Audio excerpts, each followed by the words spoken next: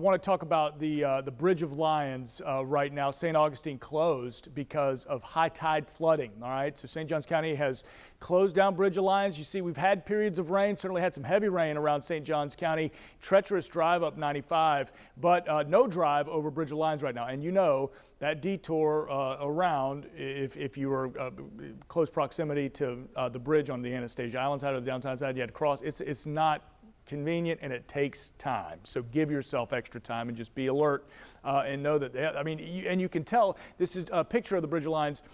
These are the pilings, you just barely see them. Generally, this is the area that marks where boats would go through the channel or underneath the bridge here and the spans. But right now, that water is so high that it's right up to the top of those pilings. We're still seeing north-northeast winds at 20. We've seen higher gusts. We've seen gusts to 51 at Mayport today. So weather impact alert because of that coastal flooding at high tide. High tide is now for many areas around our first coast. It's that lunch hour. So over the next couple of hours, we'll be watching, and waves of rain coming on shore.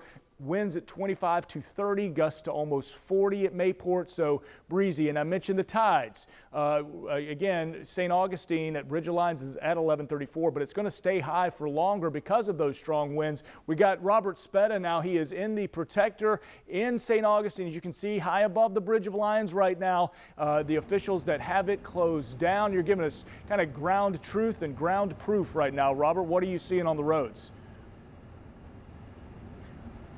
Well, I'll tell you right now, here's actually a live look at the Bridge of Lions. You got the police there blocking off the entrance to it. It's not on this side, not on the city side, but the St. Augustine beach side. They did say there's some pooling out there on the waterways, and you can see right in front of us. Let's actually go straight ahead. This is Bayfront right here, and the right lane just here heading into St. Augustine is it's not blocked off, it's just flooded over. It's not spilling over the seawall, we're not quite there. Still about a foot down below it here on the right.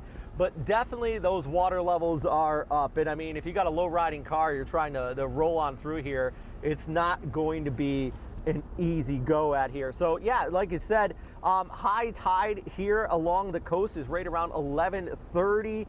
Basically, it is because of that astronomical high tide combined with these winds. Now, the one thing I am seeing, we're not really getting kind of these gustier conditions here in St. Augustine like you're seeing up north. Actually, over towards Mayport, they had a 50-mile-per-hour wind this morning, but we're more or less seeing the high tide just coming in off of the inlet and that persistent onshore flow just offshore, backing things up. And look right in front of me here. This is actually a live look right at the fort. So we're at Castillo de San Marcos. Why don't we just slow down right here and actually look to the right. Somebody is walking through the water right there. That gives you a good idea of how deep this is. They're out there taking the photos as that water is overtopping right here in front of the Castillo San Marcos.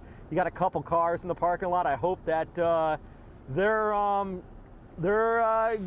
they know this water is coming up. If you got a car out here at the parking area, just be ready for it. Anyways, I'm out here in front of St. Augustine. Actually, right there, somebody else is driving right into it. I'm gonna toss it back inside with these high tide out here in St. Augustine.